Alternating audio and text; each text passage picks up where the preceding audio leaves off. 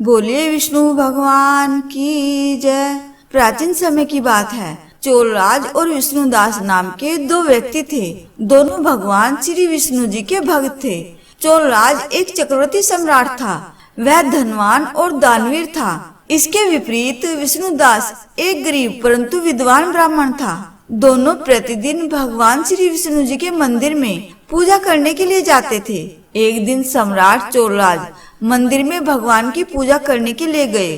उन्होंने भगवान की मूर्ति की मन पूर्वक पूजा की।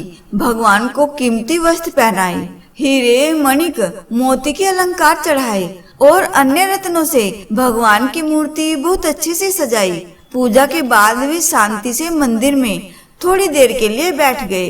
कुछ देर बाद विष्णुदास भी मंदिर में पूजा करने के लिए आए।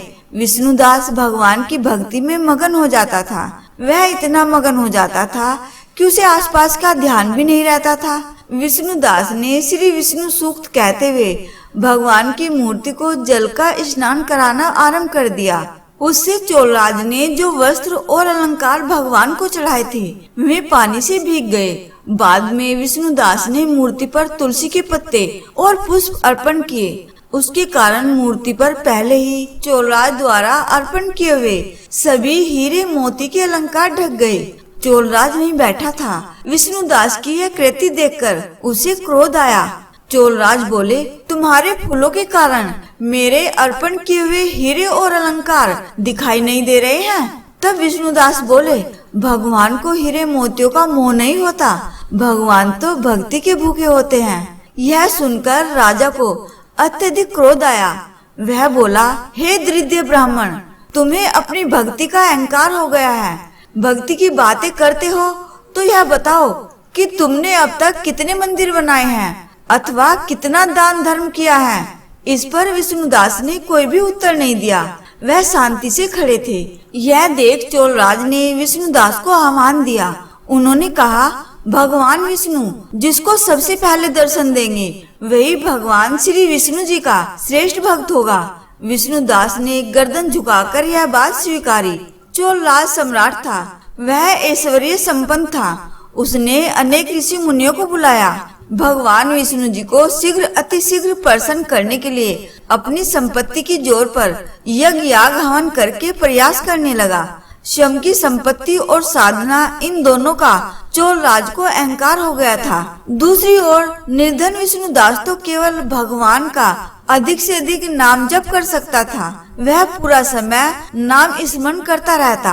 अखंड नाम जप के कारण धीरे धीरे विष्णुदास के आचार विचारों में बदलाव होने लगा।